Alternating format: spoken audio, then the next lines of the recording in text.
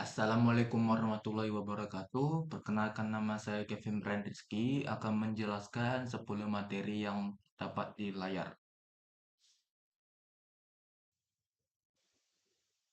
Oke, yang pertama itu adalah konsep atau materi dari perkembangan komputer beserta sejarahnya.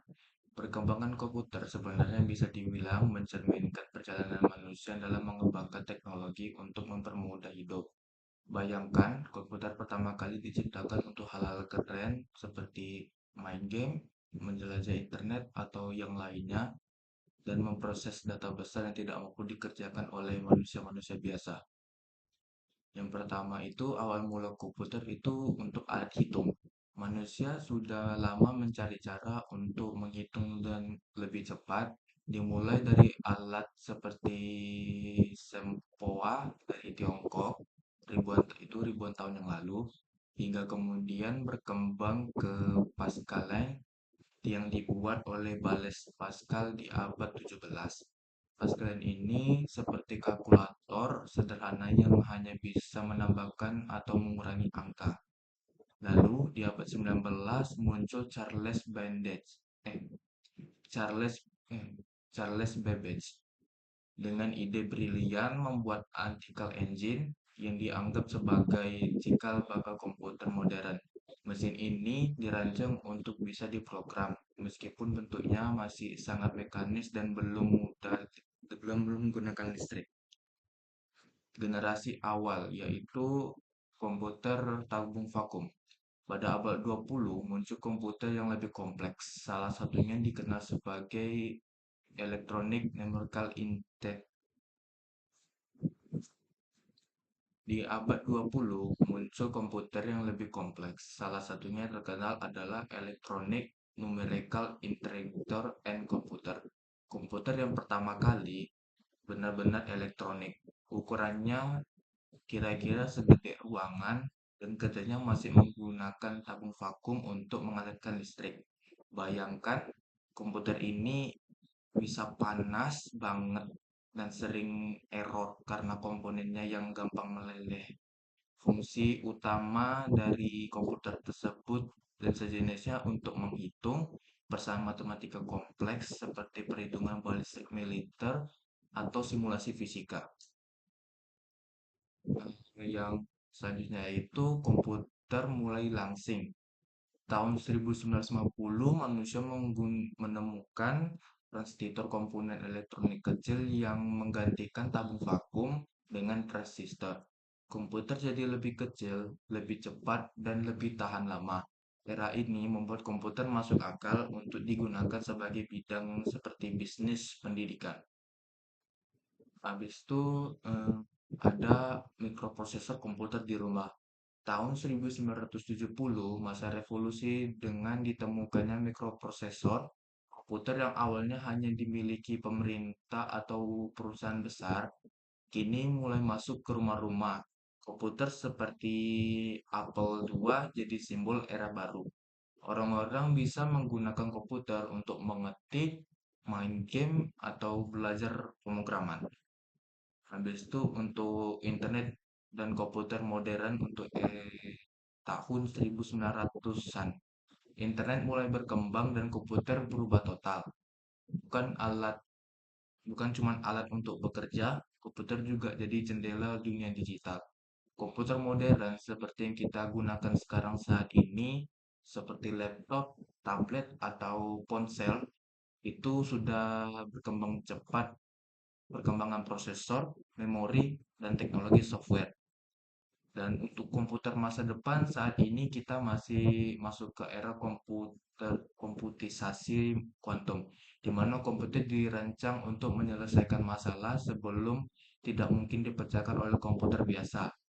AI atau kecerdasan buatan juga menjadi bagi tidak pisahkan dari kehidupan kita, dari chatbot seperti yang saya hingga tanpa mengemudi mobil. Jadi, perjalanan komputer sebenarnya adalah kisah manusia tidak pernah berhenti mencari cara untuk lebih efisien, pintar, dan terhubung satu sama lain. Teknologi ini berkembang bersama kita dan akan terus berubah sesuai kebutuhan manusia di masa depan. Untuk yang kedua itu, saya akan menjelaskan konsep konversi bilangan biner dan bilangan bertanda. Sebelum lanjut, saya akan menjelaskan konsep dasar bilangan biner. Bilangan biner adalah bilangan berbaris dua, hanya terdiri dari 0 dan 1. Ini adalah sistem yang digunakan oleh komputer untuk mempresentasikan data karena komputer bekerja berdasarkan arus listrik. Untuk nyala itu satu dan mati itu 0. Contohnya itu kayak bilangan biner desimal 5 dalam biner itu 101 dan desimal 10 dalam biner adalah 1010. Ya, untuk yang kedua adalah konversi bilangan biner ke desimal. Hmm, Untuk bilangan biner ke desimal, kita menggunakan konsep penjumlahan bobot berdasarkan posisi digit. Misalnya bilangan biner 1101. Posisi dari kanan ke kiri adalah 2 pangkat 3, 2 pangkat 2, 2 pangkat 1, dan 2 pangkat 0. Nilainya itu menjadi 1 kali 2 pangkat 3 tambah 1 kali 2 pangkat 2 tambah 0 kali 2 pangkat 2 tambah 1 kali 2 pangkat 0. Hasilnya itu menjadi 8 tambah 4 tambah 0 tambah 1 sama dengan 13 desimal. Untuk konversi bilangan desimal ke biner, untuk mengubah bilangan ini, gunakan metode pembagian berturut-turut dengan basis 2. Sisa pembagian remainder dari setiap langkah menjadi digit biner, dimulai dari yang paling bawah. Misalnya itu 19 desimal ke biner. Jadi 19 bagi 2 itu sama dengan 9. Sisanya 1. Habis itu lanjut 9-nya itu dibagi 2 lagi. Hasilnya 4 dan sisa 1. Dan 4 bagi 2 sisanya 2. 4 bagi 2 hasilnya 2 sisanya 0. 2 bagi 2 hasilnya 1 sisa 0. Dan 1 bagi 2 sama dengan 0 sisanya 1. Pokoknya dia dibaginya sampai hasilnya 0. Jadi hasilnya itu 1 0 1 0 0 1 1. Habis itu untuk konsep bilangan bertanda digunakan untuk mempresentasikan angka positif dan negatif dalam komputer. Karena komputer itu cuma bisa paham 0 dan 1. Angka per negatif perlu direpresentasikan dengan cara tertentu. Tiga metode utama adalah yaitu sign Manning-Good. Bit paling kiri menunjuk tanda 0 itu untuk positif, 1 itu untuk negatif. Untuk sisa bilangan bit digunakan untuk nilai angka. Contohnya 8 bit. Itu seperti yang saya tampilkan di layar. Untuk kelemahannya itu dia operasi aritmatikanya sedikit rumit. Habis itu eh, komplain satu, bilangan negatif diperoleh dengan mengubah semua bilangan bitnya itu 0 menjadi satu dan satu menjadi 0. Contohnya 8 bit saya berikan di layar lagi. Kelemahannya ada dua representasi 0 untuk plus 0 dan plus dan minus 0. Yang C itu ada komplain 2. Bilangan negatif diperoleh dengan mengambil komplain satu, ubah semua bit. Yang kedua itu menambahkan satu ke hasilnya. Contohnya itu ini saya tampilkan lagi di layar. Komplain satunya itu 1 1 1 1 1 1 0 1 0. Yang habis itu ditambah satu menjadinya 1 1 1 1 1 0 1 1. Keuntungannya itu hanya ada satu representasi 0 dan operasi aritmatikanya itu menjadi lebih mudah. Hmm, Untuk contoh perhitungan bilangan bertanda itu misalnya operasi 5 tambah 3 menggunakan metode komplain 2. Jadi representasi dalam 8 bit itu eh, ini saya tampilkan di layar. Habis itu kita melakukan penjumlahan binernya, jadi 1 1 1 1 1 0 1 1 ditambah 0 0 0 0 0 0 0 1 1 sama dengan 1 0 0 0 0 0 1 1 0. Habis itu hasilnya adalah 9 bit. Jadi yang diambil itu 8 bit terakhir gitu. Jadi hasilnya itu ini. Untuk materi ketiga itu adalah representasi bilangan biner pecahan sesuai standar IEE 754 floating point. IEE 754 adalah standar untuk mempresentasikan bilangan floating point yang digunakan secara luas dalam komputasi. Standar ini mendefinisikan dua format, yaitu single precision 32 bit dan double precision 64 bit. Floating point memungkinkan representasi bilangan desimal dalam bentuk eksposur binar sehingga dapat mencakup angka yang kecil maupun besar. Untuk itu, struktur IEE 754 floating point itu untuk single precision dia satu bit itu tanda nilai 0 untuk positif dan satu untuk negatif. 8 bit itu exponent disimpan dalam bentuk bias dan bias itu 127. 32 bit itu mantisa atau fraksi merepresentasi pecahan dengan asumsi angka 1 di depan titik desimal. Dianggap ada satu pada normalized form. Untuk kedua, double precision 64 bit. Satu bitnya itu tanda sama seperti sebelumnya. Untuk 11 bitnya expansive, expansifnya itu 1023 dan 52 bitnya itu sama seperti single precision, angka 1 diasumsikan pada normalized form. Untuk langkah-langkah representasi floating point itu, yang pertama konversi bilangan biner. Untuk bulat, bagian bulat itu gunakan metode pembagian dengan dua. Untuk pecahan itu menggunakan metode perkalian dua. Contohnya seperti ini. 12.375 bagian bulatnya itu 12. Jadi kita pecahkan jadi 1.100. Untuk bagian pecahnya itu 0,375. Jadi seperti ini. 0011. Habis itu kita gabungkan 12.375.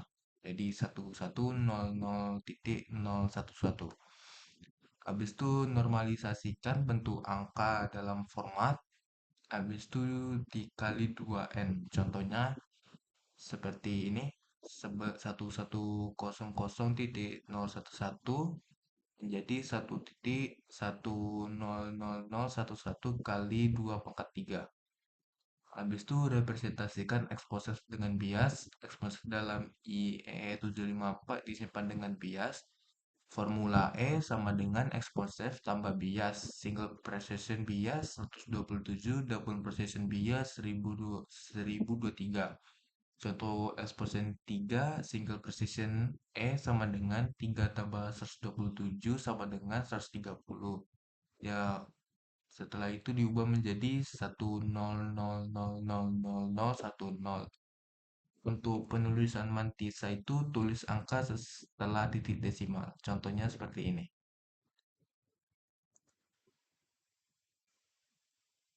Habis itu susun format gabungkan S, E, M. Contohnya itu menggunakan 12.375 dalam single precision. S itu untuk positif 0, E itu ini 1000010. Untuk M-nya seperti ini. Dan representasinya akan seperti ini. Jadi, keuntungan representative floating point itu memungkinkan cakupan angka sangat besar dan kecil. Cocok untuk komputasi ilmiah dan aplikasi memerlukan presisi tinggi. Kelemahannya itu tidak semua bilangan desimal dapat direpresentasikan secara akurat. Potensi kesalahan pembulatan dalam komputasi.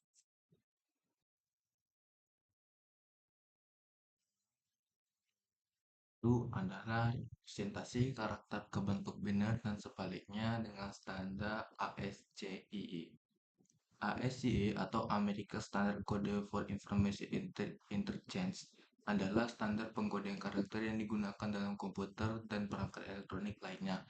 ASCII merepresentasikan karakter, huruf, angka, simbol, dan kontrol dalam bentuk angka desimal yang kemudian dikonversikan menjadi biner.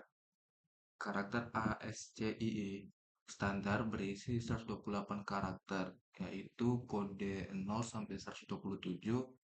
ASCII diperluas menambahkan 128 karakter tambahan, yaitu kode 128 sampai 255.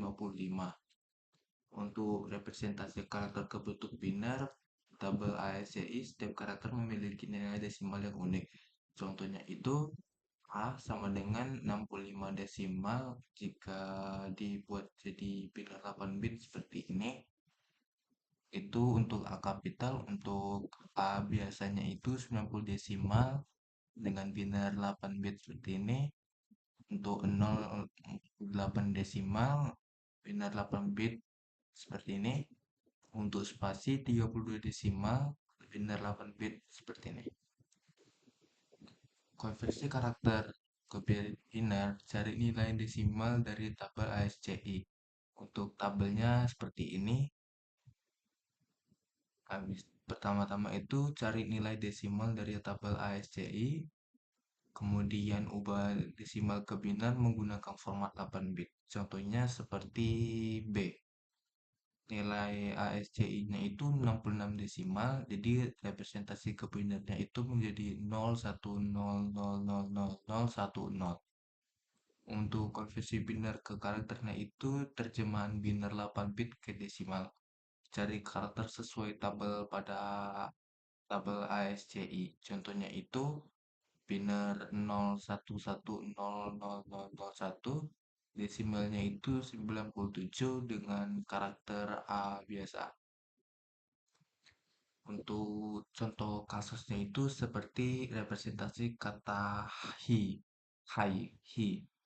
Dalam biner, karakter H itu ASCII-nya itu 32 dengan binernya itu 01001000. Untuk karakter I itu ASCII-nya itu 105, binernya itu 01101001. Jadi representasi binernya akan seperti ini. Jadi langkah umum konversi karakter ke biner itu gunakan tabel ASCII untuk mencari nilai-nilai desimal karakter. Habis itu ubah desimal itu menjadi biner 8 bit. Untuk biner ke karakter itu ubah biner 8 bit menjadi desimal, cari karakternya sesuai pada tabel ASCII. Jadi manfaat representasi SCI ini yang pertama itu standarisasi memastikan probabilitas antar perangkat dan sistem. Yang kedua itu efisiensi representasi biner memungkinkan manipulasi data secara langsung di komputer. Yang ketiga itu sederhana, gampang digunakan untuk pengkodean teks dasar. Baiklah, untuk materi kelima yaitu memahami dan menjelaskan operasi aritmatika komputer. Jadi, operasi aritmatika komputer ini mencakup proses komputasi dasar seperti perjumlahan, pengurangan, perkalian, dan pembagian yang dilakukan seperti Atomic Logic Unit atau disingkat ALU pada prosesor. Operasi ini bekerja pada bilangan biner, bukan desimal, karena komputer hanya memahami data dalam bentuk biner. Jadi jenis operasi aritmatika ini yang pertama penjumlahan, yaitu biner menggunakan prinsip-prinsip serupa dengan penjumlahan desimal, tapi dilakukan pada basis 2. Aturan dasarnya itu akan seperti ini: 0 tambah 0 sama dengan 0, 0 tambah 1 sama dengan 1, 1 tambah 0 sama dengan 1, 1 tambah 1 sama dengan 10. Untuk 10 ini hasil 0 dengan carry 1 digit berikutnya. Jadi untuk kedua itu pengurangan atau subtraction. Itu biner menggunakan prinsip dasar pengurangan desimal dengan teknik peminjaman atau borrowing. Aturan dasarnya itu seperti ini: 0 kurang 0 sama dengan 0, 1 kurang 0 sama dengan 1, 1 kurang 1 sama dengan 0, 0 kurang 1 sama dengan 1. Pinjaman 1 dari bit lebih signifikan. Untuk ketiga yaitu perkalian atau multiplication, yaitu biner sama seperti perkalian desimal tetapi sederhana karena hanya melibatkan 0 dan 1. Prosesnya itu kalikan setiap bit dari angka pertama dengan setiap bit angka kedua. Habis itu untuk yang keempat itu pembagian atau division. Ya, biner menggunakan metode pembagian panjang seperti pada desimal. Prosesnya itu cari jumlah bilangan yang lebih kecil atau sama dengan pembagi. Kurang dan ulangi, tidak ada sisa lebih yang lebih besar dan dari pembagi. Untuk operasi aritmatika dengan bilangan bertanda, yaitu representasi bilangan bertanda itu sign magnitude, yaitu bit pertama untuk tanda 0 tuh untuk positif, satu tuh untuk negatif. Untuk komplement satu inverse bit ke bilangan negatif, komplement 2 itu tambahkan satu pada komplement satu. Itu digunakan dalam komputer modern. Jadi contoh operasi komplain 2 itu seperti ini. 5 kurang 3 dalam biner itu 5 sama dengan 0,00000101. Untuk 3 itu 0,000011. Negasi 3-nya itu menjadi 1,1,1,1,1,1,1,1,1. Habis itu ditambahkan. Jadi seperti ini. Untuk kesalahan dalam operasi aritmatika itu ada overflow, hasil operasi lebih dari kapasitas bit yang tersedia. Contohnya itu kayak 8 bit, hasil 130 tidak dapat dipresentasikan karena melebihi rentang 0 sampai 127. Yang kedua itu underflow, hasilnya terlalu kecil untuk dipresentasikan dalam format yang tersedia. Yang ketiga itu pembulatan, terjadinya pada operasi bilangan pecahan dalam representasi floating point. Setelah itu, manfaat memahami operasi aritmatika pada komputer itu dia efisiensi. Dia memungkinkan optimasi kode. Yang kedua tuh akurat, mencegah kesalahan seperti kayak underflow atau overflow. Yang ketiga itu pemahamannya itu berguna untuk pemrogram tingkat rendah, misalnya itu kayak assembly. Baiklah, kita lanjut ke materi keenam yaitu memahami dan menjelaskan konsep atau materi sirkuit digital. Sebelum saya lanjut,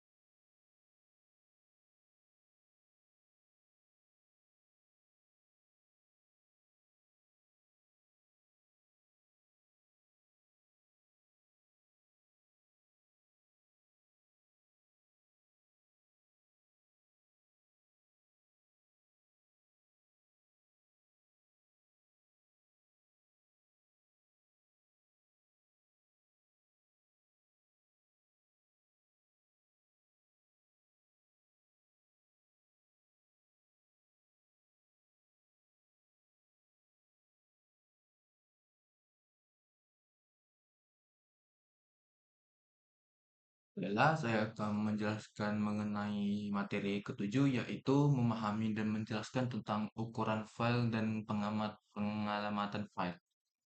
Sebelumnya itu, ukuran file itu jumlah ruang yang digunakan oleh sebuah file di media penyimpanan. Ukuran ini diukur dari byte dan satuan turunan, yaitu ada kilobyte, megabyte, gigabyte, terabyte, dan seterusnya. Ukuran file tergantung dari jenis dan kontennya, kayak ada program, aplikasi, gambar, teks, atau video. Yaitu untuk satuan ukuran file itu dia ada byte, kilobyte, megabyte, gigabyte, terabyte seperti yang saya jelaskan sebelumnya.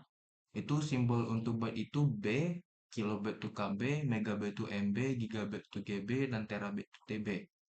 Ukurannya itu satu byte itu ya satu byte. Untuk kilobyte itu 1 KB sampai 1024 byte. Untuk megabyte ini dia 1 megabyte sampai 124 kilobyte. Untuk gigabyte ini untuk gigabyte ini eh, sampai 124 MB. Untuk terabyte 1 terabyte ini sampai 124 GB. Jadi faktor yang mempengaruhi ukuran file itu jenis filenya. File teks biasanya itu dia kecil, untuk video untuk file itu kecil, cuman contohnya itu kayak TXT. Untuk resolusi dan kualitas untuk sebuah gambar, video atau audio itu biasanya memakan ruang yang lebih banyak, apalagi jika berkualitas HD atau 4K. Habis itu format file itu dia file yang dikompresi itu ada tiga, yaitu zip, MP3, JPG. Itu lebih kecil daripada WAV dan BMP. Penghitungan ukuran file itu kalau untuk teks setiap karakternya itu biasanya diwakili 1 byte atau 2 byte. Contohnya tuh kayak teksnya itu 10.000, ya dia jadi 10.000 byte. Untuk gambar itu dia dihitung dari resolusi, habis itu kedalaman warnanya dan formatnya. Jadi dia itu ukuran gambarnya itu dia cara ngitungnya itu dia resolusi kali kedalaman warna kali J. Yaitu resolusinya itu panjang kali lebar, untuk kedalaman warnanya itu 24 bit untuk gambar tiap warna. Jumlah kanalnya itu 3 kayak untuk RGB, red, green, and blue. Contoh gambar itu kayak untuk 1920 kali 1080 itu 24 bit. Jadi dia 1920 kali 1080 kali 24 bit itu sama dengan 49.766.400 bit, atau setara dengan 6,22 MB. Untuk audio, ukuran audio itu bergantung pada bitrate, durasi, dan saluran. Jadi formula rumusnya itu ukuran audio itu bitrate kali durasi kali jumlah saluran. Untuk apa itu pengamatan file? Pengamatan file itu mekanisme untuk mengakses lokasi file pada penyimpanan. File disimpan dalam media penyimpanan seperti hard disk dan diakses menggunakan alamat yang dituju menuju lokasi file tersebut. Konsep pengamatan file itu alamat fisik, itu menunjukkan lokasi aktual file pada perangkat penyimpanan menggunakan sektor dan blok pada disk. Contohnya itu file berada di blok 1001 pada disk. Alamat logis, alamat yang paling gampang dipahami oleh sistem operasi dan aplikasi. Dia itu contohnya seperti C.2 dokumen garis baru nama filenya.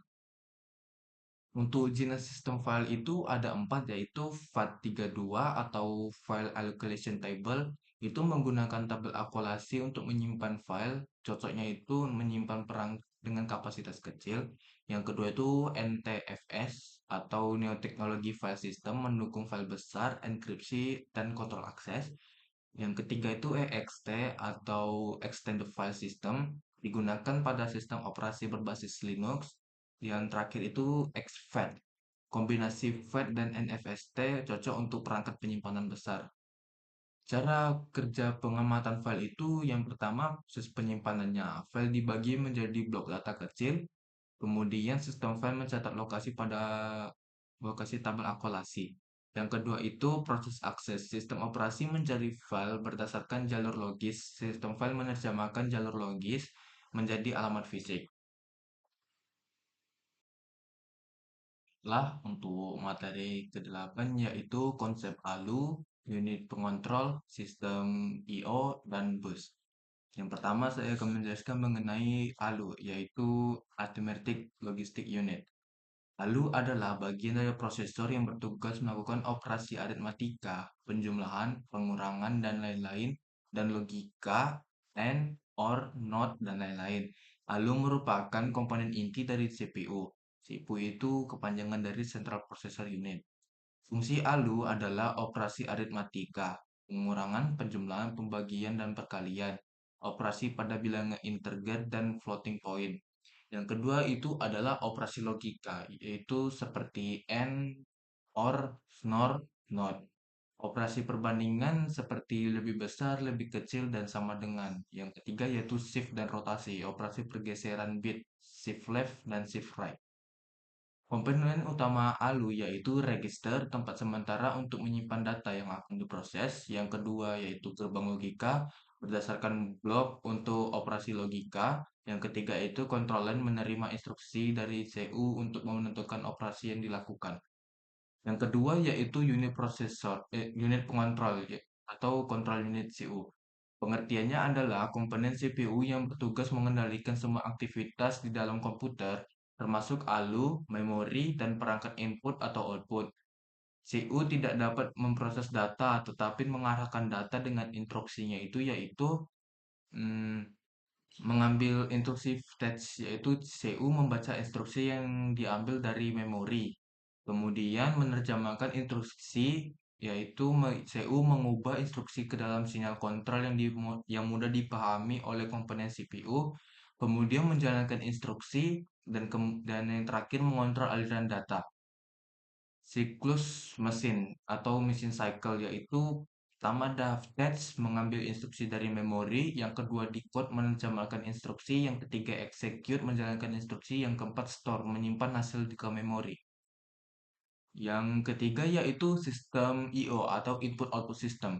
Pengertiannya adalah mekanisme yang memungkinkan komunikasi antara komputer dan perangkat luar seperti keyboard, monitor, printer, dan lain-lain. Fungsinya itu input untuk menerima data dari perangkat input seperti keyboard, mouse, atau scanner. Kemudian untuk outputnya itu mengirim data melalui output seperti monitor, printer, dan speaker. Yang ketiga adalah pertukaran data. Sistem input-output mengatur transfer data antar CPU atau memori dan perangkat input-output. Komponen sistem input-output terdiri dari perangkat input seperti keyboard, mouse, scanner, perangkat output monitor, printer, speaker, eh, port input output itu jalur fisik untuk menghubungkan perangkat kayak USB, HDMI, dan Ethernet. Yang keempat itu driver perangkat lunak yang menerjemahkan instruksi perangkat keras untuk sistem operasi. Metode komunikasi input output itu yang pertama polling. CPU itu secara berkala memeriksa status perangkat input output. Yang kedua itu interrupt. Perangkat input output mengirim sinyal ke CPU saat memerlukan perhatian. Yang ketiga itu direct memory access, transfer data langsung antara memori dan perangkat input output tanpa investasi CPU. Yang terakhir itu bus. Bus adalah jalur komunikasi yang digunakan untuk mentransfer data antar komponen dalam sistem komputer, CPU, memori, perangkat input-output. Jenis bus itu ada data bus, itu menggunakan untuk mentransfer data antar CPU, memori, dan perangkat input-output. Lebar data bus ini ada 8 bit, 16 bit, dan 32 bit, menentukan jumlah data yang ditransfer sekaligus. Yang kedua itu ada address bus, digunakan untuk mengirim alamat memori atau perangkat input output yang akan diakses. Lebar address bus menentukan jumlah memori dapat diakses, misalnya 32 bit address bus itu dapat mengakses 2 alamat. Yang ketiga itu control bus itu untuk mengatur operasi sistem seperti untuk membaca dan menulis. Fungsi BOS itu terdiri dari transfer data, mengirim data antar komponen, yang kedua sinkronisasi, mengatur waktu transfer data, yang ketiga mengurangi kabel, mengoptimasi ke jalur komunikasi. Jadi hubungan antara komponen-komponen ini yaitu untuk ALU itu melaksanakan operasi yang diarahkan oleh CU.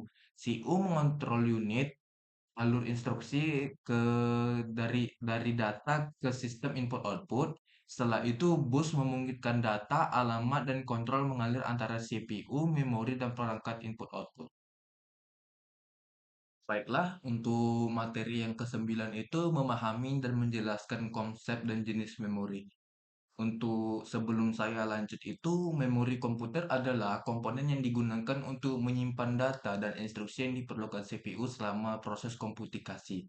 Memori memainkan peran sangat penting dalam kinerja sistem komputer karena memengaruhi akses kecepatan data. Yang untuk konsep memori itu pertama ada fungsi utamanya, itu menyimpan instruksi dan data sementara untuk diproses oleh CPU. Setelah itu menyimpan hasil sementara atau permanen dan memungkinkan akses cepat terhadap informasi. Yang kedua itu karakteristik memori itu ada empat, yaitu kecepatan, kapasilitas, volatilitas, dan aksesibilitas. Jenis memori pada komputer itu ada beberapa, yaitu pertama memori premier, itu biasanya memori utama yang diakses langsung oleh CPU seperti RAM.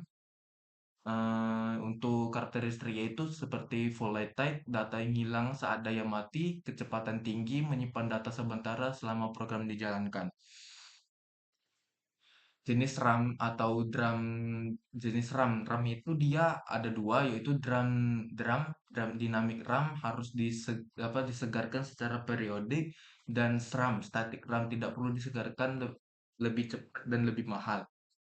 Yang selanjutnya itu ROM, read only memory. Karakteristiknya itu dia non volatile, datanya tetap ada meskipun dayanya mati, tapi hanya dapat dibaca, tidak dapat ditulis ulang kecuali jenis tertentu. Jenis ROM ini ada tiga, yaitu ROM dapat diprogram sekali. ROM itu programmable ROM. Untuk EEPROM itu dihapus menggunakan sinar UV. Untuk EEPROM itu dapat dihapus dan ditulis ulang secara elektronik. Yang kedua itu untuk memori sekunder. Memori sekunder itu ada HDD atau hard disk. Itu menggunakan piringan magnetik untuk menyimpan data. Itu kapasitasnya besar, kecepatannya itu lambat dan dibandingkan SSD. Untuk SSD itu dia solid state driver, itu menggunakan memori flash. Itu dia lebih cepat dari HDD dan tahan guncangan. Optical storage itu seperti CD, DVD, dan Blu-ray. Itu menggunakan laser untuk membaca atau menulis data. Sementara flash drive itu kayak USB sama kartu memori, itu dia portable dan non-volatile. Yang selanjutnya itu adalah memori cache. Memori kecil yang dengan kecepatan sangat tinggi ini dekat dekat pada CPU.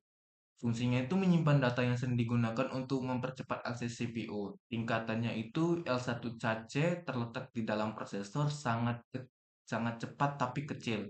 Untuk L2 cache itu terletak di luar inti prosesor, lebih besar dari L1.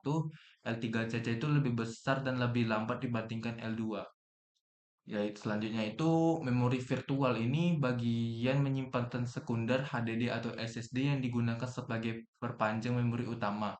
Fungsinya itu memungkinkan sistem menjalankan program dengan membutuhkan lebih banyak memori daripada yang tersedia di RAM.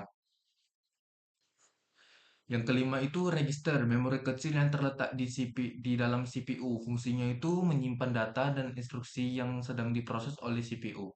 Keenam itu memori text editor, yaitu digunakan untuk menyimpan data dalam jangka waktu lama. Contohnya itu kayak tape drive dan cloud storage.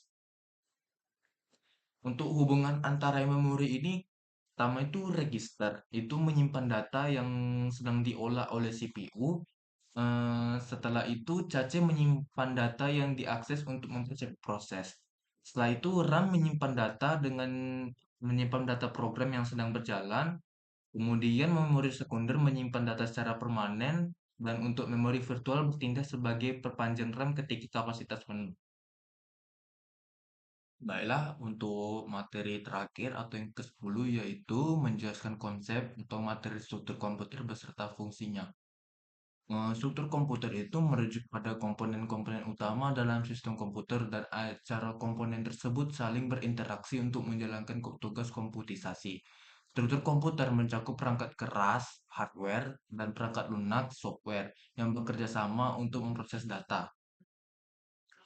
Komponen utama untuk komputer itu pertama adalah CPU, Central Processing Unit. CPU itu otak dari komputer yang bertugas untuk mengeksekusi instruksi dari program dan mengontrol semua aktivitas di dalam sistem, yaitu seperti ALU, Arithmetic Logic Unit, CU, Sound Control Unit, dan terakhir register. Fungsi CPU itu untuk menjalankan instruksi program dan mengontrol atau mengordinasikan komponen lain. Yang kedua itu memori, itu tempat menyimpan data dan instruksi program baik secara sementara ataupun permanen. Jenis-jenis memori ini ada memori premier itu seperti RAM dan ROM, memori sekunder itu HDD atau SSD, yang terakhir itu cache dan register. Fungsi utama memori itu menyimpan data sementara dan permanen dan menyediakan data atau instruksi yang diperlukan oleh CPU. Yang ketiga itu perangkat input. Itu alat yang digunakan untuk memasukkan data atau instruksi ke dalam komputer. Contoh perangkat input itu seperti keyboard, mouse, scanner, dan mikrofon. Fungsinya itu mengubah data dari dunia nyata menjadi bentuk digital yang dapat diolah oleh komputer. Perangkat output. Pengertian perangkat output adalah eh, perangkat output itu alat yang menampilkan hasil dan pemrosesan komputer. Contohnya itu perangkat output itu seperti monitor, printer, dan speaker.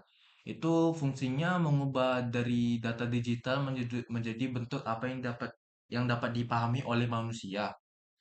Yang kelima yaitu sistem input output. Itu komponen yang mengatur komunikasi antar CPU dan perangkat input atau output. Fungsinya itu mengelola pertukaran data antar komputer dan perangkat eksternal, memastikan perangkat input dan output bekerja secara sinkron dengan CPU.